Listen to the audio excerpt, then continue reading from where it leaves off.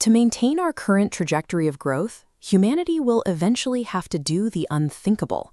We are going to have to physically disassemble an entire planet, piece by piece, to build a cage around our star. Human progress is defined by how we harvest energy. We moved from our own muscles to fire, then to fossil fuels, and eventually to the atom. At every step, the more energy we could capture, the further our species advanced. But we are approaching a ceiling. Earth's total accessible energy is a fixed number. If we want to keep expanding our computational power and our reach into the solar system, we will eventually run out of room to grow on a single planet. In 1960, the physicist Freeman Dyson argued that any sufficiently advanced civilization would reach this point. He proposed that once a species exhausts its home world, it must capture the total energy output of its host star to survive its own growth.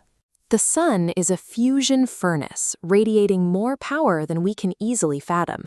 Every second, it outputs energy equivalent to 1 trillion nuclear bombs. Right now, nearly all of that power is lost to the vacuum of space. Capturing it is the only way to move past our current planetary energy limit. Popular science fiction often depicts a Dyson Sphere as a solid, hollow shell fully encasing the sun, a giant metallic ball with people living on the inner surface.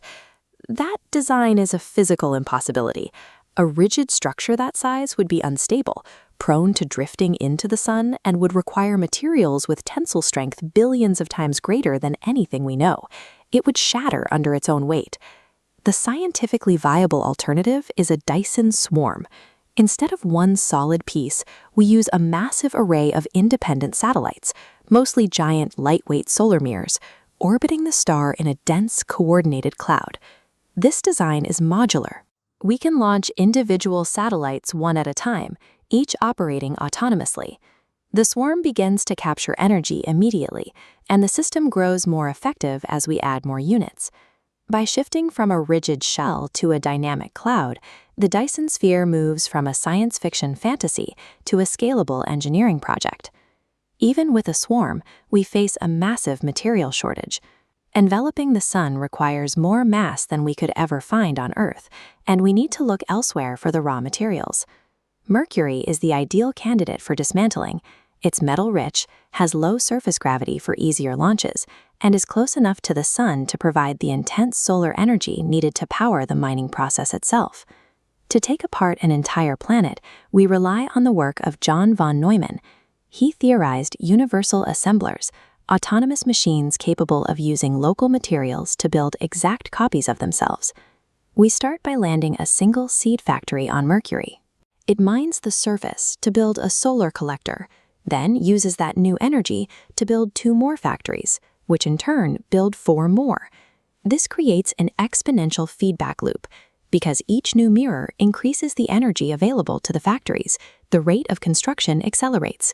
Research suggests that if we can automate this cycle, we could disassemble Mercury and deploy the initial swarm in about 3 decades.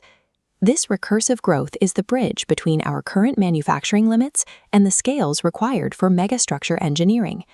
With a swarm of mirrors in orbit, we have to solve the final hurdle, delivering that power across millions of miles of space back to our doorstep. We use wireless power transmission. The satellites convert the solar energy they collect into focused microwave or laser beams, which are then aimed precisely at reception points on Earth. On the ground, we build massive Rectennas, specialized antenna arrays that catch these beams and turn them back into electricity for our cities. This creates a direct link to the star, removing our dependence on planetary fuel sources and providing a nearly infinite energy grid. At this stage, humanity controls the full 3.8 times 10 to the 26th watts of the sun's power. This is more than 1 billion times the energy currently consumed by every person on Earth combined. This energy surplus allows for structures like the Matrioshka brain, a supercomputer the size of a solar system that uses the star's heat to perform calculations at a scale we cannot currently model. We could even build a Shkadov thruster. By reflecting half of the sun's light in one direction, the radiation pressure acts as a stellar engine, allowing us to physically move the entire solar system through the galaxy to avoid astronomical hazards. Reaching this level of energy capture moves us to Type 2 on the Kardashev scale. We transition from a species that occupies a planet to one that manages the resources of an entire star system.